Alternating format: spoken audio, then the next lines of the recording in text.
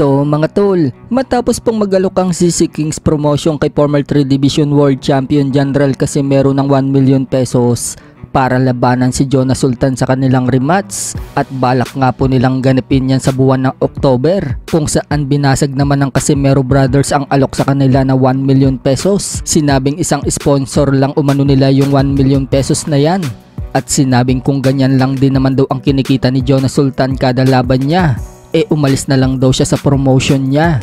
Pero bukod sa CC Kings promotion mga tol, may isa pang promotion dito sa Pinas ang interesado din na ikasa ang laban ni Casimero versus Sultan.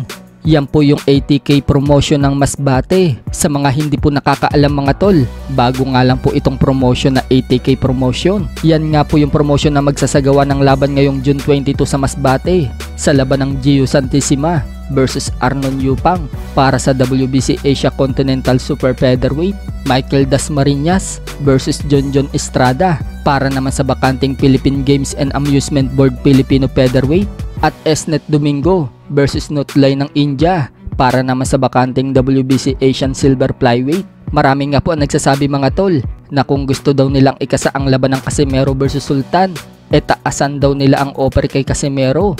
Hindi lang daw 1 million pesos. Hindi daw talaga kasi papayag itong si Casimero kung ganyang kaliit ang offer. Samantala, matapos pong sabihin ni Casimero na hindi daw mabubuhay ang pamilya ni Sultan kung 1 million lang daw ang kinikita niya kada laban, baka nga daw may magandang sasakyan pa ang manager ni Sultan kaysa sa kanya. Mas may maganda pang sasakyan yung naghawak sa'yo kaysa sa'yo. So bigla nga pong nagpakita ng bagong sasakyan si Jonas Sultan. Nakasakay nga po si Sultan sa bagong Nissan Patrol. Wika ni Sultan, bigay daw yan ng promoter niya sa Zamboanga.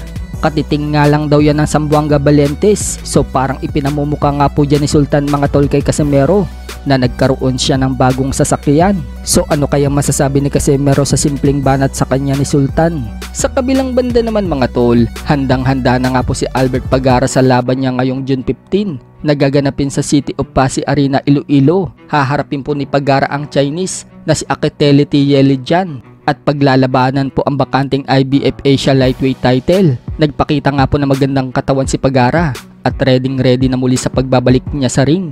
Napaka-importante po ng laban na ito para kay Pagara mga tol, para makabalik siya sa tuktok.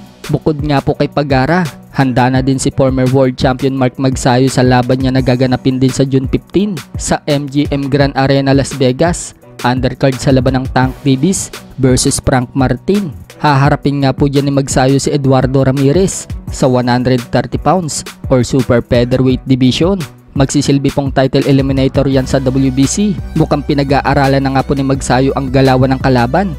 Pinapanood kasi ni Magsayo ang mga laban ni Ramirez.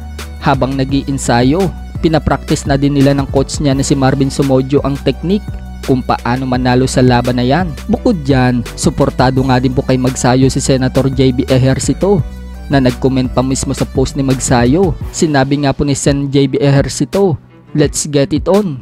Reply naman ni Magsayo, "Manonood ka ba sa live sa Vegas Idol JB? See you there." Sa ibang banda naman mga tol, maraming nga po ang nagsasabi na wala umanong power itong si Frank Martin para pabagsakin nito si Tank Davis sa laban nila sa June 15. Kakainin lang umano ni Tank Davis sa mga suntok ni Martin. Pero may naglabas nga po ng video na malakas din itong si Frank Martin, kung saan pinabagsak ni Martin si Virgil Ortiz noong maglaban sila dati sa amateur.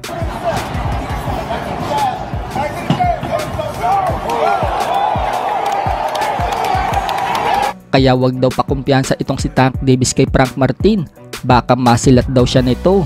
Ano sa tingin nyo mga tol? Big upset nga ba ang mangyayari? O matutulad lang itong si Frank Martin sa mga pinataob ni Tank Davis sa mga previous fights niya?